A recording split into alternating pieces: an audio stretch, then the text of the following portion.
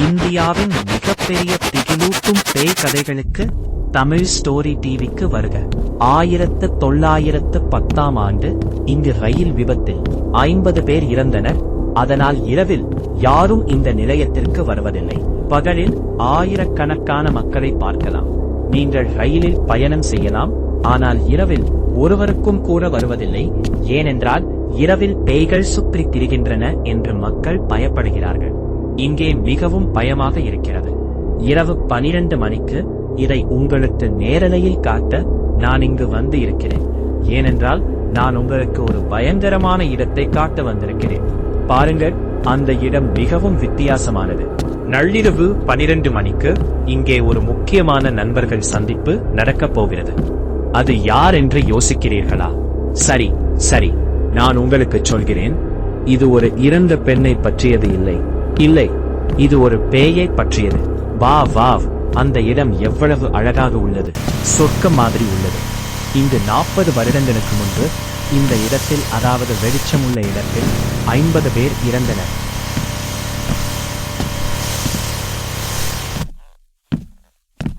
இங்கே நாம் மட்டும் 12 மணிக்கு இருக்கிறோம்.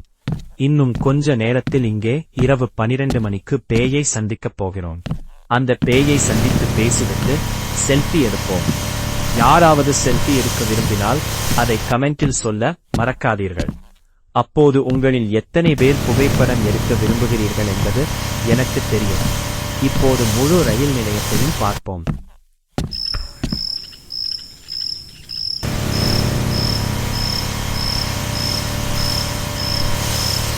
பேயை தூங்குகிறது, நாம் அதை எழுப்புவோம். எல்லோரும் பேயை இருட்டில்தான் இருக்கும் என்று சொல்கிறார்கள். அதனால் அங்கேயும் பேயை பார்ப்போம்.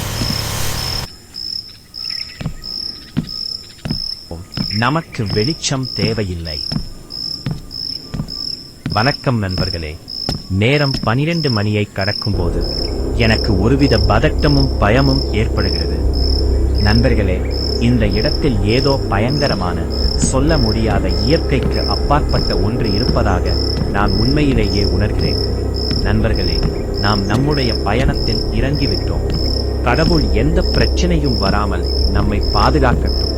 தைரியமாக செல்வோம். அந்த வெளிச்சத்தில் உட்காரலாமா? நண்பர்களே, நாம் எங்கு திரும்பினாலும் இருட்டாகவும் குளிராகவும் இருக்கிறது. யாரும் இல்லை. என் மனதில் ஒருவித பதட்டம் இருக்கிறது. நான் சிறிது நேரம் இங்கே இருந்தால் என்ன நடக்கும் என்று எனக்கு தெரியவில்லை.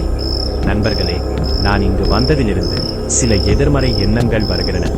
சில பழைய நினைவுகளும் என் அம்மாவின் நினைவுகளும் வருகின்றன. இது மிகவும் பழைய டிக்கெட் கவுண்டர் மாதிரி தெரிகிறது. இங்கே டிக்கெட் கவுண்டரை சுற்றி எவரும் இல்லை. இது நிஜமாகவே மிகவும் பயங்கரமாக உள்ளது.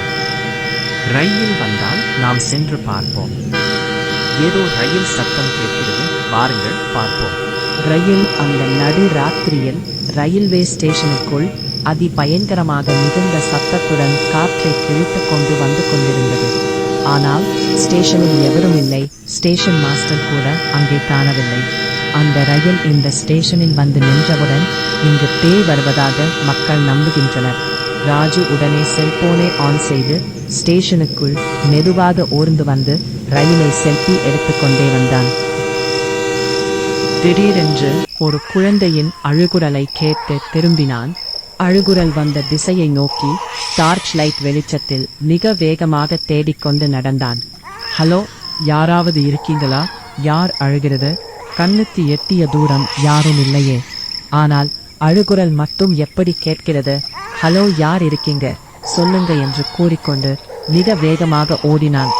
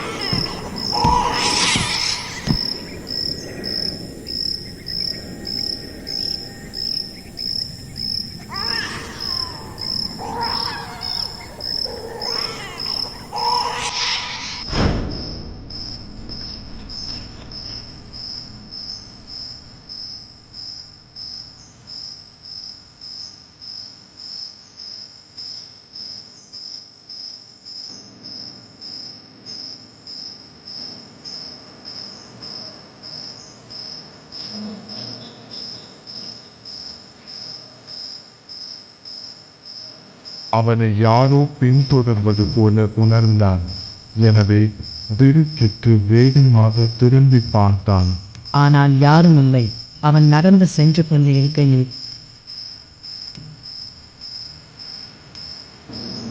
அவன் கண்ணில் ஒரு டைரி தென்பட்டது. அவன் அதை எடுப்பதற்காக அதன் அருகில் சென்றான்.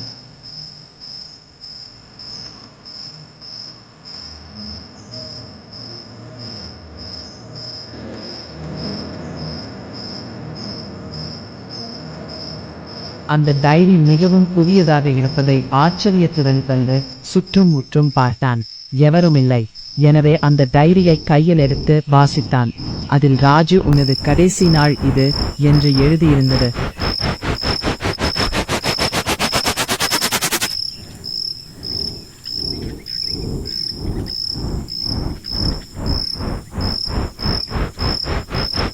அதை வாசித்தவுடன் மிகவும் சத்தமாக ரயில்வே ஸ்டேஷன் அதிரும் அளவுக்கு சிரித்தான்.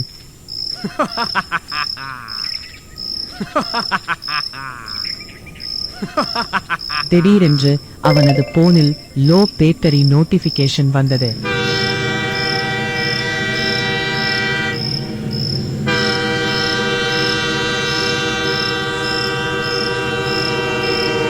அங்கு நின்று கொண்டிருந்த ரயிலும் புறப்பட தயாரானது.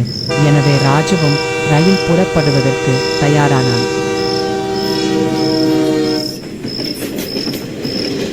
ஆனால் எந்த ஒரு பேயையும் அவன் காணவில்லை. அவன் எந்த ஒரு பேயையும் காணாமல் கவலையுடன் ரயிலில் ஏறியவுடன் அவனுக்கு அதிர்ச்சி காத்திருந்தது. அந்த ரயிலின் கண்ணாடி வழியாக அந்த பேய் ராஜுவை பார்த்து கொண்டே இருந்தது. மேலும் இந்த ரயிலில் இரத்த கரைகளும் இருந்தன. அதை பார்த்தவுடன் பயத்தில் ட்ரெயினின் அடுத்த கம்பார்ட்மெண்ட்டுக்கு சென்றான். அதில் இறந்த ஸ்டேஷன் மாஸ்டர்களின் படங்களும் அதில் ஒரு பழைய டைரியும் இருந்தது. அதை பார்த்து ராஜு பயத்தில் படித்துக் கொண்டிருந்தான். அதை படித்தவுடன் அவனுக்கு தூக்கி வாரி போட்டது. இந்த இரவில் வரும் பேயின் குழந்தை ராஜு என்றும் அதில் அவனின் புகைப்படமும் இருந்தது. அதை பார்த்து பயத்தில் நடுங்கிக் கொண்டிருந்தான்.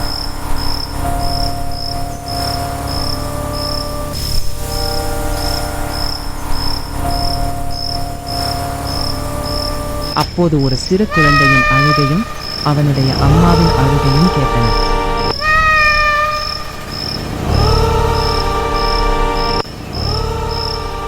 அந்த ரயிலின் உள்ளே அந்த பேயும் ஏறிக்கொண்டது. உடல் முழுவதும் இரத்தமாக இருக்கும் ஒரு குழந்தை ராஜுவை துரத்திக் கொண்டு ரயிலுக்குள் வந்தது. அப்போது இன்று உனது நாள் ராஜு என்று ரயிலில் எழுதியிருந்தது.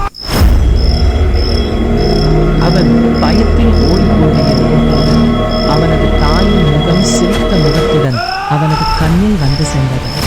அவன் உடனே ரயிலிலிருந்து குதித்தான்.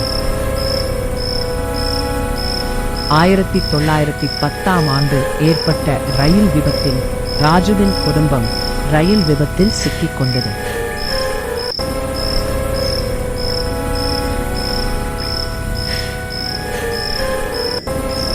ரயில் விபத்தில் எவ்வளவோ கஷ்டப்பட்டு ராஜுவும் அவளது அம்மாவும் தப்பித்துக் கொண்டனர்.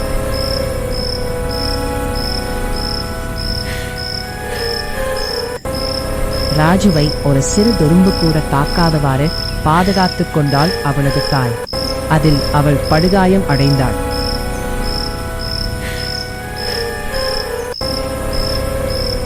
பின்னர் ராஜுவும் மூச்சு பேச்சு இல்லாமல் மயங்கி கிடந்ததை இறந்துவிட்டான் என எண்ணி அவளும் கவலையில் இறந்துவிட்டாள். அன்றிலிருந்து தனது மகனான ராஜுவை பார்ப்பதற்காக தினமும் பேயாக அலைந்து கொண்டு இருந்தாள்.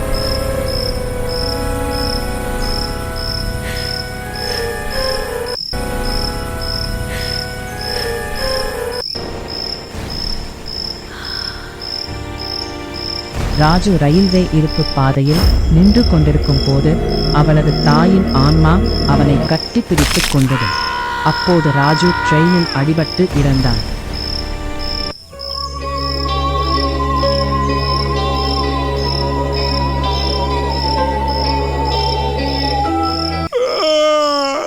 பின்பு அவனது ஆன்மா அவனது உடம்பை பார்த்து அழுதது.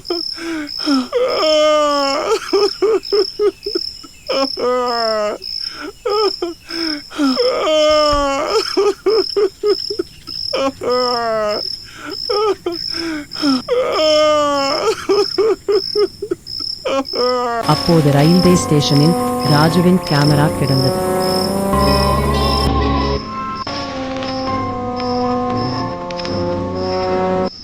போலீசார் அந்த கேமராவை ஆராய்வதற்காக கேமராவை பார்த்தனர். அப்போது